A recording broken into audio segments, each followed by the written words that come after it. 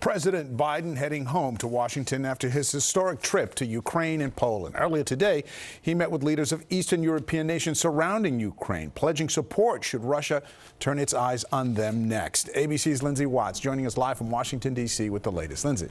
David, President Biden met with leaders of these countries near Ukraine that fear what Russia could do next. Biden not mincing words when it comes to U.S. support. President Biden boarding Air Force One after vowing to defend NATO allies, calling it a sacred commitment. We will defend literally every inch of NATO.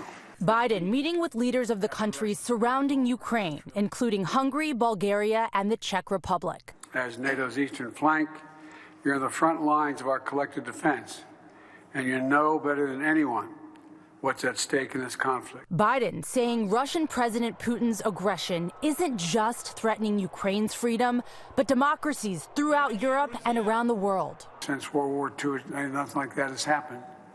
Things have changed radically. We have to make sure we change them back. Also today, news that Russia tested a long-range ballistic missile capable of reaching the U.S. ABC News now learning from U.S. officials that the test happened Saturday prior to Biden's visit to Eastern Europe.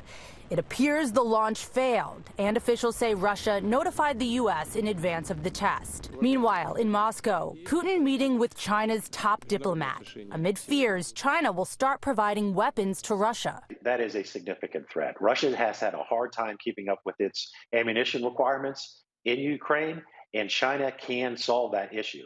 If they start providing weapons and munitions, it would be a significant positive for Russia, negative for Ukraine and all of its supporters. And President Biden is now promising to announce new sanctions against Moscow in coming days to keep up pressure on Russia. So far, though, existing sanctions have done little to deter Putin.